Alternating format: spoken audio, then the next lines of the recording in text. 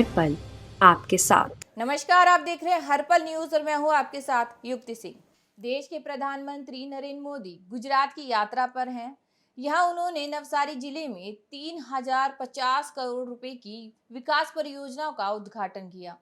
आपको बता दें कि इनमें जलापूर्ति में सुधार लाने और जीवन यापन आसान बनाने पर केंद्रित परियोजनाएं शामिल हैं। इसके बाद उन्होंने अहमदाबाद में इसरो के नए भवन का उद्घाटन किया। इस मौके पर उनके साथ गृह मंत्री अमित शाह भी मौजूद रहे। इस दौरान जनता को संबोधित करते हुए उन्होंने कहा कि आज 21वीं सदी के आधुनिक भारत की विकास यात्रा में एक शानदार अध्याय जुड़ रहा है। भारतीय राष्ट्रीय अंतरिक्ष संवर्धन और प्राधिकरण केंद्र के मुख्यालय के लिए सभी देशवासियों को और वैज्ञानिक समुदायों को बहुत बहुत बधाई। उन्होंने ये भी कहा कि इन स्पेस भारत के युवाओं को अपना टैलेंट दिखाने का मौका देगा, चाहे वो सरकार में काम कर रहे हों या प्राइवेट सेक्टर में। उन्होंने आगे ये भी कहा कि इन स्पेस सभी के लिए बेहतरीन अवसर बनाएगा। इनमें भारत की स्पेस इंडस्ट्री में क्रांति लाने की क्षमता है। कहीं रोड बन रहे हैं, कहीं ब्रिज बन रहे हैं, कहीं स्कूल, कहीं अस्पताल बन रहे हैं, कहीं ग्राउंड वाटर टेबल चेक करना है, इंफ्रा प्रोजेक्ट की मॉनिटरिंग करनी है। ये सारे काम सैटेलाइट की मदद से हो रहे हैं। हमारे जो कोस्टल एरियाज हैं उनकी प्लानिंग के लिए, उनके डेवलपमेंट में भी स्पेस टेक्नोलॉजी की बड़ी भूमिका है।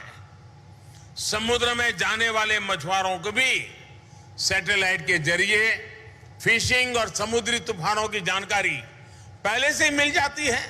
वो श्रीहरिकोटा में हमने एक बहुत बड़ी लॉन्च देखने की, जब सैटेलाइट जाता है उसको देखने के लिए व्यू गैलरी का निर्माण किया है।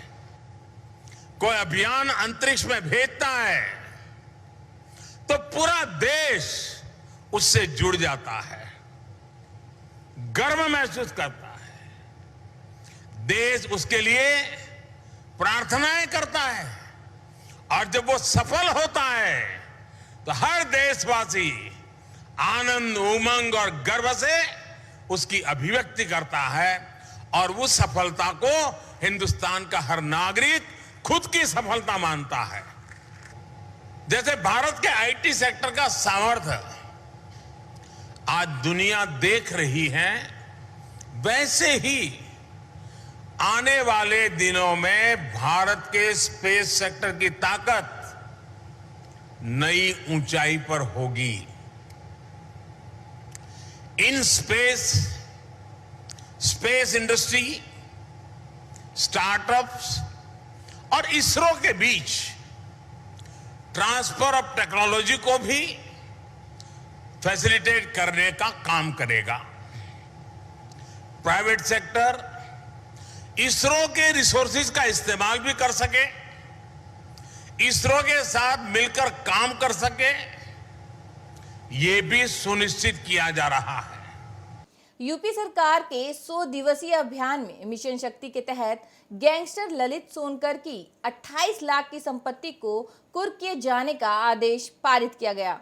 मिली जानकारी के अनुसार ललित सोनकर के साल 2001 में अपराध जगत की शुरुआत की थी, जिसके बाद ललित ने कई अन्य लोगों के साथ मिलकर एक संगठन गिरोह भी बनाया और अपने अपने अपराध गैंग के साथ मिलकर अपराध करना शुरू कर दिया। फिलहाल पुलिस ने अपराध से कमाई संपत्ति को जब्त कर लिया है और उसके खिलाफ मामला दर्ज कर लिया है। आज दिनांक 10/6/2022 को पुलिस आयुक्त महोदय द्वारा एक अभियुक्त जिसका नाम ललित सोनकर है, जिस पर 19 मुकदमे गैंगस्टर एक्ट के साथ साथ दर्ज हैं, जो कि अमीनाबाद थाने का हिस्ट्री शीटर भी है, उसकी 14(1) गैंगस्टर एक्ट के अंतर्गत संपत्ति कुर्की के आदेश दिए गए हैं। जो कुर्क की गई संपत्ति है उसमें उसके 4 वाहन सम्मिलित हैं, जिनकी कीमत 28 लाख रुपए है।